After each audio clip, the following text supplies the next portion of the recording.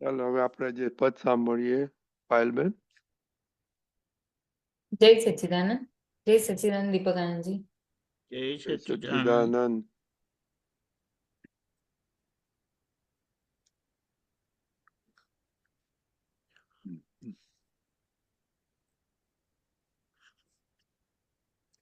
You can start. હા,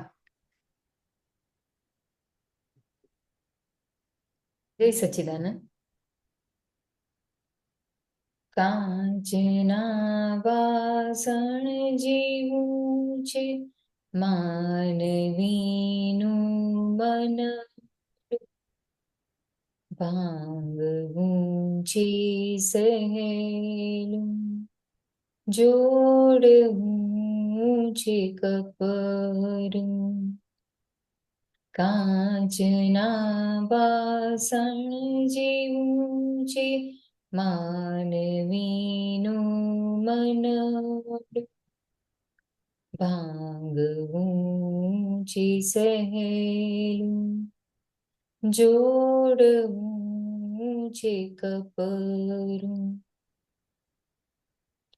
વાર્તાના તો વણશો ન કોઈને, જીવડું જો ફાટશે તો ઘર તો વાશે રોઈને.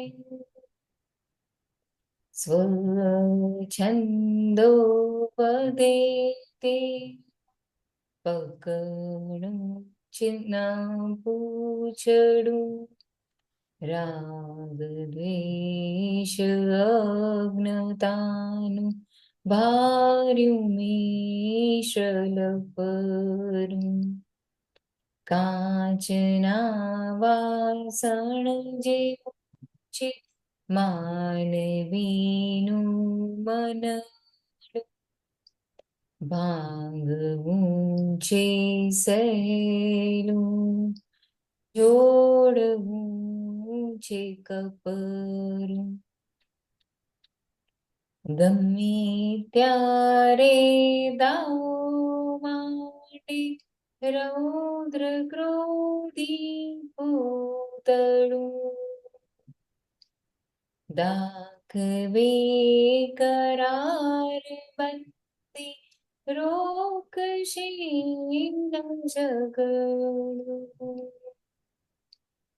કશાયોના તારથી જ ઉકલે ના કોકડું, હે જીવ છૂટવું હોય તો પાડીશ ના ગૂંચતું.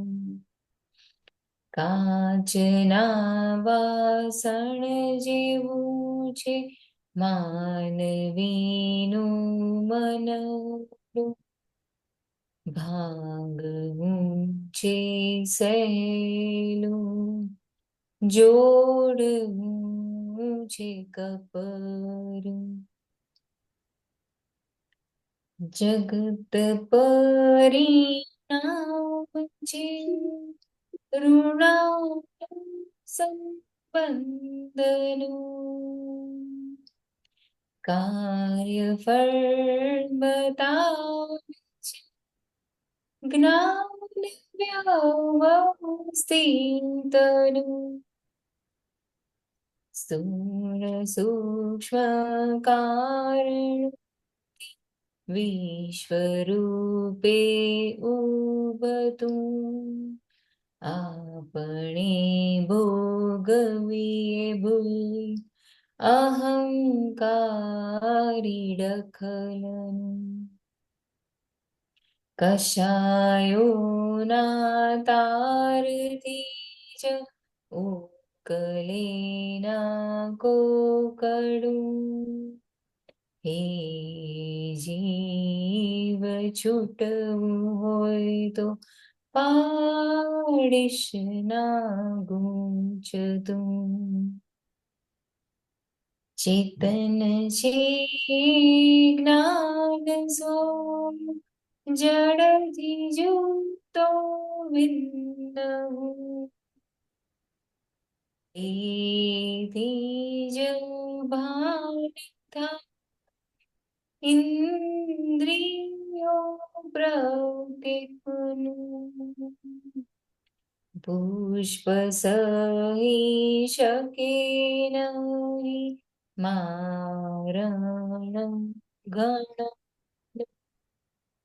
કર્મ ગાઢ બાંધી લેશે માનવીનું મનડું કાચના વાસણ છે માનવીનું મનડું ભાંગવું છે સહેલું જોડવું છે કપરું. જય સચ્ચિદાનંદ.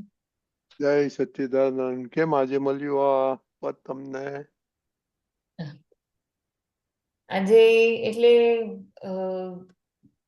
થોડુંક આમ અમુક ભૂલો યાદ આવી ને થોડીક આમ દેખાઈ કે ફાઇલ નંબર 2 સાથે એવું મન દુઃખ થયું હતું અને એમાં થોડુંક આમ ફીલ થયું કે ક્યારેક એટલે મન કેવું દુખાવ્યું હશે મેં અને કેટલું ખોટું લાગ્યું હશે એટલે એ અમુક વાતો અમુક ઘર કરી ગઈ એવું થોડુંક વાતમાં આવ્યું એટલે આજે. Very good, very appropriate. આમાં શું સમજવું છે વિવેકાનંદજી? બસ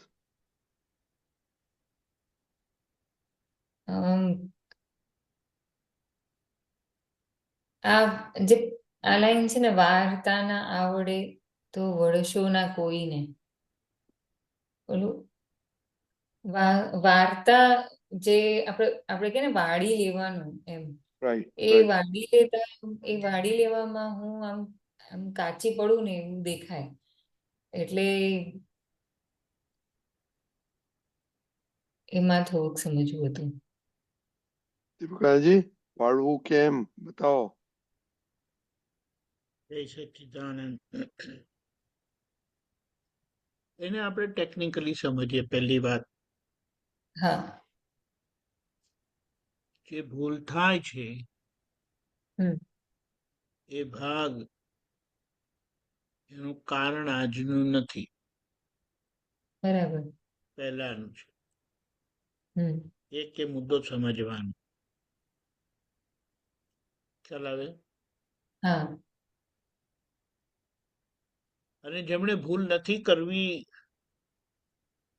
તે આજનો હું છે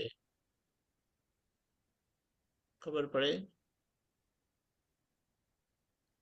એટલે નક્કી કરે છે, નક્કી કરનારો ભાગ આજનો છે અને જે પરિણામ પામે છે એ પહેલાનું છે. એટલે આપણા ડિસિઝનમાં આવી જવું જોઈએ કે ભૂલ થઈ, આ ભૂલ છે કરીને. પહેલું તો ભૂલ થાય છે ને પહેલાના આગળના કારણોથી, એને કોઈ ને કોઈ રીતે બુદ્ધિ જસ્ટિફાય કરવા માંગે. હા, બરાબર. આમ હતું, તેમ હતું, આમ હતું, તેમ હતું. એટલે એ જસ્ટિફિકેશન આપવાનું થાય કે ના પણ થાય. જો થતું હોય તો પછી એમાં બુદ્ધિનું મોટું ચલણ થઈ જાય છે.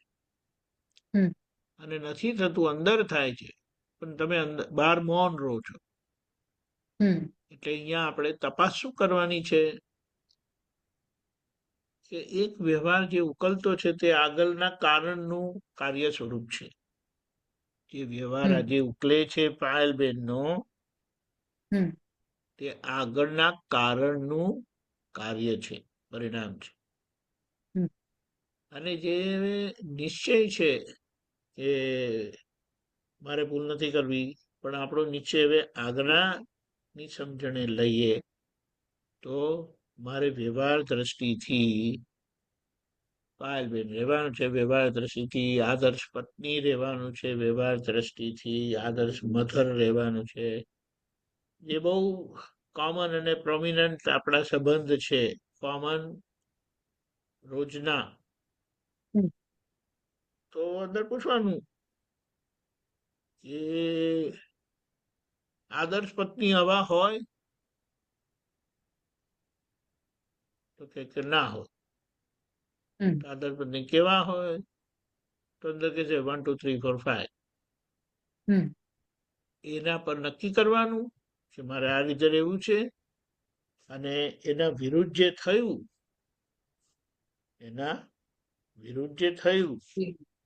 તેની માફી માંગી લેવાની. આ સમજાય છે? એટલે આ બધા વ્યવહાર જે આપણા અને જે આ બધા સંજોગો આપણો વ્યવહાર ઉકેલે છે, એટલે કે બહાર લાવે છે, બહાર પાડે છે. એ જ્યારે બહાર પાડે ત્યારે આપણે એને જોઈ લેવો ક્યાં શું ભૂલ થઈ, અને આપણી પાસે વ્યવહાર આદર્શ છે કે એની સામે કેવી રીતે રહેવું જોઈએ આપણે. તો એના વિરુદ્ધ જે થયું એની માફી મંગાવડાવીએ અને નક્કી કરીએ કે આમ જ કરવું છે. દાદા શક્તિ આપો. સમજાયું? હવે આ પ્રોસેસ થવો જરૂરી છે, પણ આ પ્રોસેસ થવાના બદલે બુદ્ધિ અંદર જસ્ટિફાઈ કરી નાખે તમે જે ભૂલ કરી તે. હવે જો તમે જસ્ટિફાઈ કરો તમારી ભૂલને માટે, તો તમે એને સુધારવાના ક્યારે? અને સુધારશો પણ ખરા, કારણ કે બુદ્ધિ તમને નિર્દોષ દેખાડે, બીજાને દોષિત દેખાડે, અને જ્ઞાન તમને દોષિત દેખાડે, બીજાને નિર્દોષ દેખાડે. એટલે તરત આપણે આ લક્ષ્ય રાખીએ, અને જ્યાં જ્યાં આવા સંજોગ મળે તો એનો સંજોગનું ઉપકારીપણું, નિમિત્તનું ઉપકારીપણું, અને આપણા તરફથી જે શુદ્ધિકરણ પ્રોસેસ જોઈએ એમાં ભૂલ ના થાય. સમજાયું? ભૂલ કળિયુગનું કર્મનું પરિણામ છે, એટલે મોટે ભાગે બધી ભૂલો જ થયા કરવાની. આપણે શું કે જે ભૂલો થાય છે થયા કરવાની, અને આપણો નિશ્ચય શું છે એને સુધારી લેવું. એટલે સુધારવાના ભાગમાં આપણે જ. એટલે આજે આપણે વર્તમાન સંજોગો અને વર્તમાન સમયમાં આપણે શું કરીએ તો જે કે ભૂતકાળનું કારણ આજે પરિણામ આપ્યું, એ ભૂતકાળના પરિણામને આપણે માન્ય કરતા નથી, એટલે કે એક્સેપ્ટ કરતા નથી વ્યવહાર દ્રષ્ટિની સમજણથી. કારણ કે વ્યવહાર દ્રષ્ટિથી તમે આદર્શ પત્ની ના રહ્યા, વ્યવહાર દ્રષ્ટિથી તમે આદર્શ માતા ના રહ્યા, મધર ના રહ્યા, અને એ વ્યવહાર જે આગળ અજ્ઞાનતાથી બગડેલો, તેને આજે હવે આ સમજણથી એને થિયરી ઓફ રિલેટિવિટી કીધી. જ્ઞાન નહોતું ત્યારે રિલેટિવમાં જીવતા હતા, અને રિલેટિવની અપેક્ષા રાખતા હતા, ઈચ્છા રાખતા હતા. એટલે રિલેટિવ ને રિલેટિવમાં જ હોય. પણ આ ભૂમિકા જે છે એ બહારના લોકોની છે. ભારતના લોકોની રિલેટિવ રિયલ છે, રિલેટિવમાં છે, ને રિયલની અપેક્ષા છે, રિયલની પ્રાર્થના છે, રિયલનો પુરુષાર્થ, રિયલ માટે પુરુષાર્થ છે. હમ ખબર પડી? હમ અને મહાત્માઓને માટે જ્ઞાન મળી ગયું એટલે રિયલ પ્રાપ્ત થયું, રિયલમાં આવી ગયા. હમ એટલે રિયલમાં રહીને વ્યવહારનો એટલે રિલેટિવનો ઉકેલ લાવે એટલે એમનું પદ રિયલ રિલેટિવનું છે. રિયલમાં રહીને રિલેટિવને ચોખ્ખું કર્યા કરે છે. હમ એ ચોખ્ખું બરાબર. કરવાનો ભાગ આપણને જે કુદરત આપે છે, સમય આપે છે, સંજોગ આપે છે, વ્યવસ્થિત આપે છે, હમ તો એને આપણે એનકેશ કરવાનો, ખોવાનું નહીં. બરાબર. બરાબર. હમ અને દાદાની ભૂમિકા રિયલની છે. રિયલ પ્રાપ્ત કરીને બેઠા છે હમ અને રિયલ સ્વરૂપે જ રહે છે. એટલે એટલા માટે એમને કારણ ભૂમિકા કીધી એમની. બરાબર. આ તો સમજવા માટે છે. આપણે હમ તો હમણાં આપણી જે રિયલ રિલેટિવ છે એટલે રિયલમાં કૃપાથી બેઠા છે અને રિલેટિવને ચોખ્ખું કરવા બેઠા છે. હમ એ કોઈ દિવસ જાતે ચોખ્ખું થાય નહીં. એના માટે એ બગડેલું શા કારણે ત્યાં લગી જાય, જવાબ પરથી રકમ શોધો કરીને હમ કહીએ છીએ ને આપણે, હા ત્યાં આખું એ પરિણામ આવે. એટલે કે પહેલા થયેલી ભૂલ કારણ સ્વરૂપે આજે કાર્ય સ્વરૂપે થાય ત્યારે ઇમોશનલ ન થતા હમ એને ચોખ્ખું એટલે કે વ્યવહાર નિશ્ચય દ્રષ્ટિથી ઉકલતા વ્યવહારને જોયો.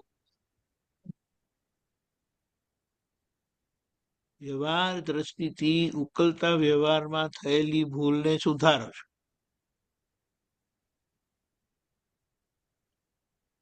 અને ત્યાં જ્યાં જેટલું નથી સુધરતું, ખામી રહી જાય છે, તો એને સુધારી લો છો. હમ બરાબર છે. હમ એટલે રિયલ રિલેટિવ પુરુષાર્થ કહેવાય. એટલે આપણે થિયરી ઓફ રિલેટિવિટીમાં આવ્યા. બરાબર. ખબર પડી? હમ હા આ પ્રોસેસ છેક લગી ચાલવાનું, છેલ્લા બરાબર. ભાવ છેક સુધી. સ્વીચાર. હમ અને છેલ્લા ભાવમાં સર્વજ્ઞ પુરુષના દર્શન કરીને, સિમંદર સ્વામી પ્રભુના દર્શન કરીને જે કેવળ જ્ઞાન ખુલ્લું થશે ત્યારે આપણે રિયલમાં આવશું. દાદાની પ્રેક્ટિકલ ભૂમિકા રિયલની છે. એટલે આપણે એમને આપણું કેન્દ્ર બનાવ્યું છે. હમ બરાબર છે. એટલે હા આપણને ભૂલ તો થઈ ગઈ, હમ પણ ભૂલ થયા પછી આપણને સૂઝતું નથી કે આવી પરિસ્થિતિમાં હવે શું કરવું જોઈએ.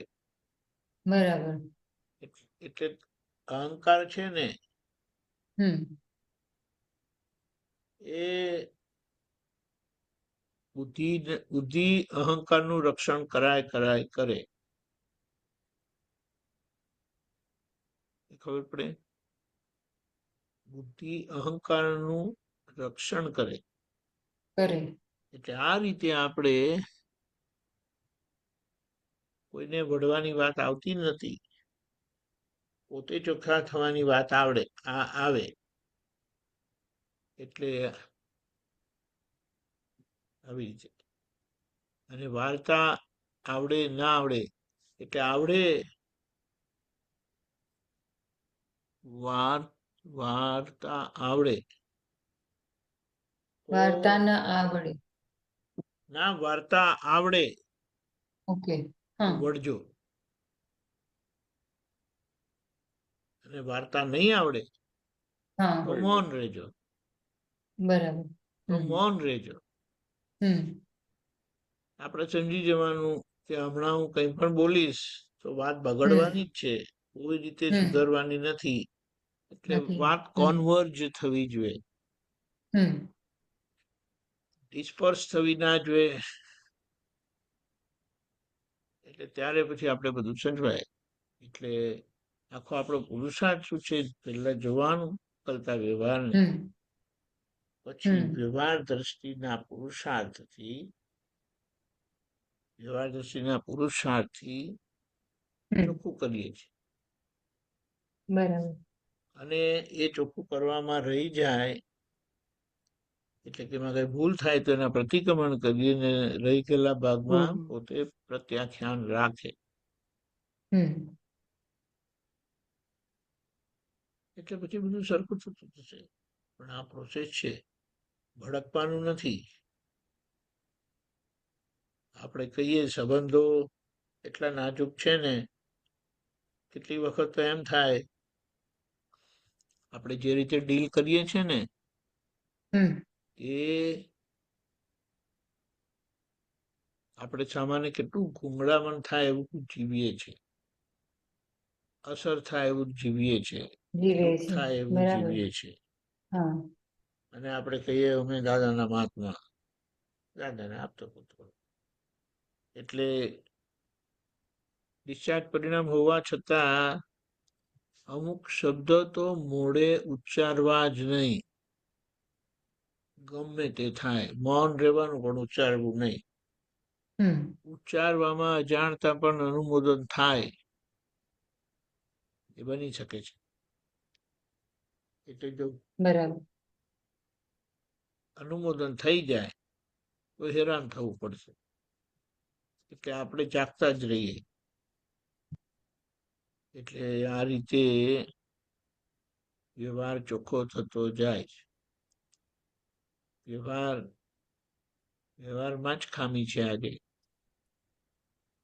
અને જ્યાં આપણે પોતાના માટે સ્ટ્રોંગ નથી તો પછી એ વ્યવહાર સુધી કાચી રહે છે. એટલે હવે આપણે કાચું રાખવા માંગતા નથી. ધીમે ધીમે વળ્યા વગર કામ ચાલશે. પણ આ કળિયુગ એવો છે ને, હાવ બંધ થશે નહીં. એટલે આ રીતે આપણે પ્રગતિ માંડીએ છીએ. ઇમોશનલ થતા નથી, ભાવુક થતા નથી, અને છૂટા રહીને વ્યવહાર દ્રષ્ટિથી વ્યવહારનો ઉકેલ લાવીએ છીએ. સમજાયું? આજે કે છે ચીવડું ફાટશે તો ઘર ધોવાશે રોઈને. એવું ચીવડું ફાટવા દેવું નહીં.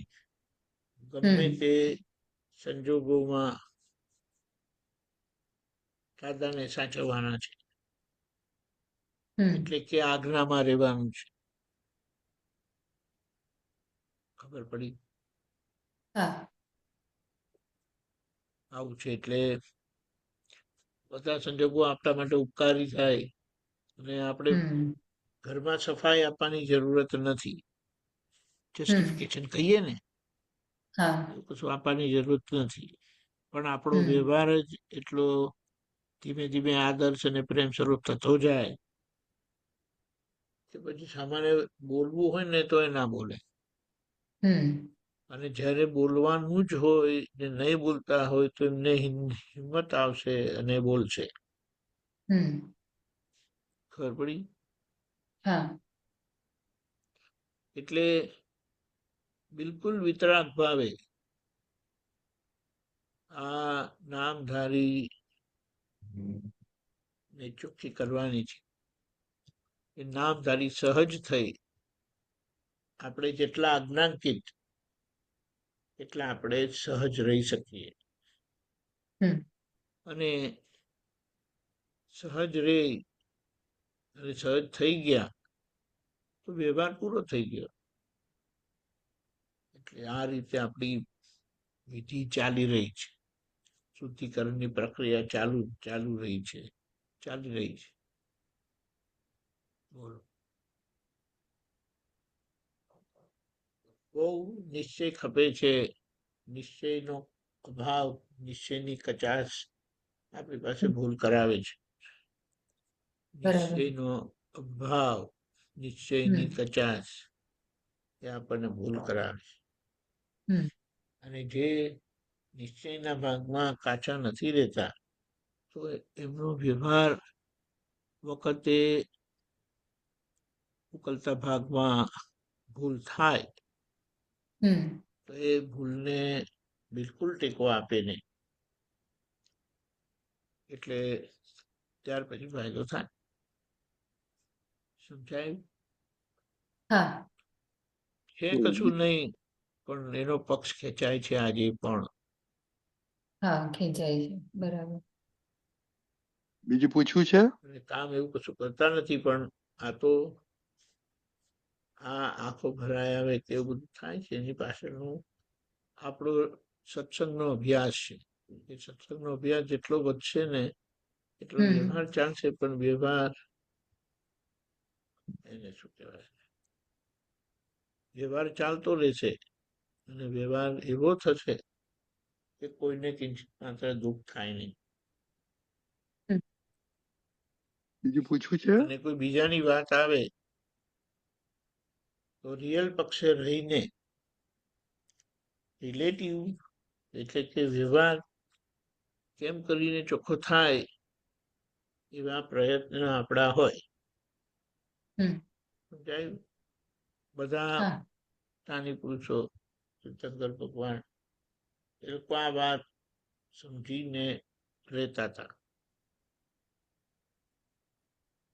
જણાવ્યું?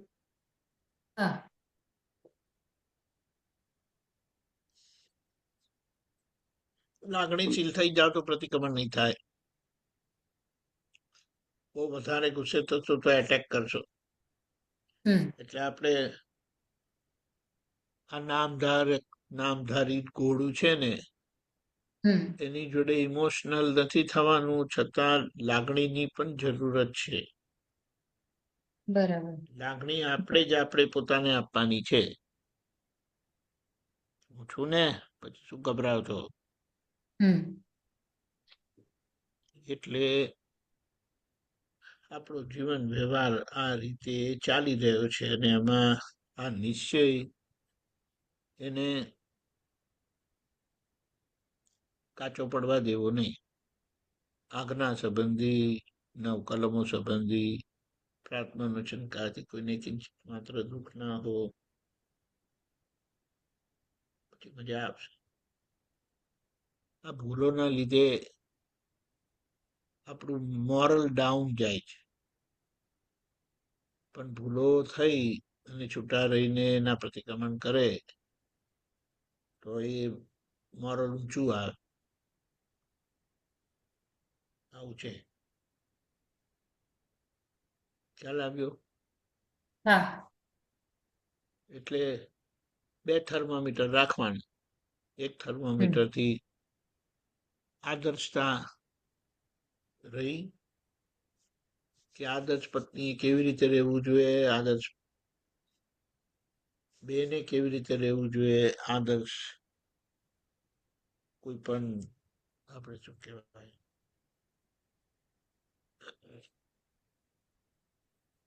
પ્રેમ સ્વરૂપ કેવી રીતે થવાય. ને બીજી વસ્તુ, સાદવાદના પ્રમાણ કશે ચુકાય છે? સાદવાદના પ્રમાણ ચુકાય ને એટલે તમારી કોઈ વાત સાચી નહીં. ગમે તેટલી બુદ્ધિ ડાપણ કરે તો આપણે કહીએ સોરી, નો. કે આ રીતે આ બધા જાગ્રતપણે જીવન વ્યવહારમાં રહીને આપણે આ વ્યવહાર સુધી કર્યા કરવાનું. એટલું જ બાકી છે. પાછું બીજું કઈ નવું કશું નથી. કશું જ્ઞાન જાણવાની જરૂરત નથી. જ્ઞાન સ્વરૂપ થયેલા નજર કરો ત્યાં હકીકત ઉજાગર થાય છે. તો પછી હવે ભડકવાની જરૂરત નથી. ખબર પડી? ઇમોશનલ થાય તો કશું થાય નહીં. ઇમોશનલ નહીં થતા બહુ દ્રઢતાથી પોતે આ ભૂલના પ્રતિક્રમણ કરીને આગળ વધે.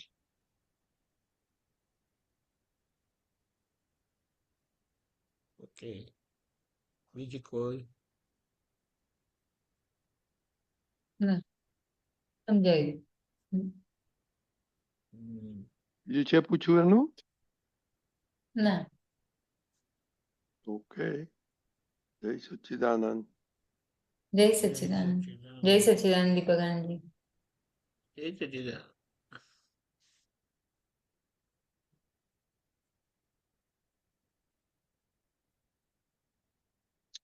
નલિનીબેન, તમારો ક્વેશ્ચન છે? હા, પણ બુક ખોવાઈ ગઈ છે. શું ખોવાઈ જાય? આટલા બધા તો પ્રશ્નો પૂછ્યા સવારે. એટલા માટે અમે રહી ગયા એટલે મેં પૂછ્યું તમને કે એવું બાકી છે એટલે રાજદીપભાઈ? એટલે એટલે બાકી છે એટલે મેં પૂછ્યું. એવું છે? અમને લાભ આપવો જોઈએ ને તમારે. હા હા હા.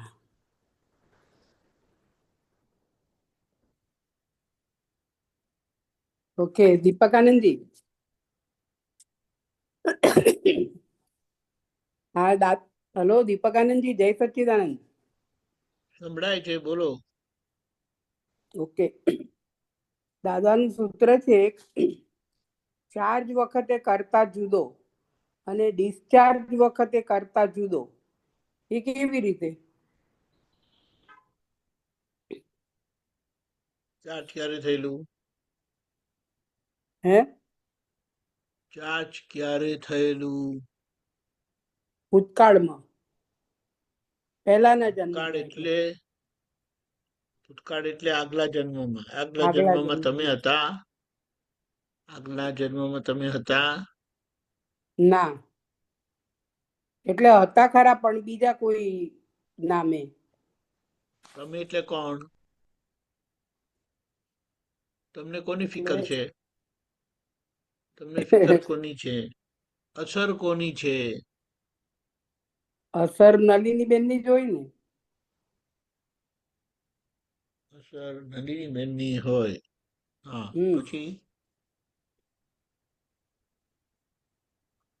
એ હજી બી થોડું કન્ફ્યુઝન થાય છે, એમ કે ગયા અરે જન્મમાં. નલિની બેનની હોય બરાબર છે, હા પણ નલિની બેન નું અસ્તિત્વ હા. આ ભવ પૂર્વે હતું કે નહીં? હતું પણ બીજા કોઈ નામે હશે ને. અસ્તિત્વ હોય પણ બીજા નામે હોય ને. શાંતિબેનમાં અક્કલ નથી બિલકુલ. શું થયું તમને? અરે તો કોઈ શાંતિબેન ની વાત કરે છે. બરાબર. અને હમણાં કોઈ કીધું નલિનીબેન ની વાત જ ના કરશો, બિલકુલ ઠેકાણું નથી.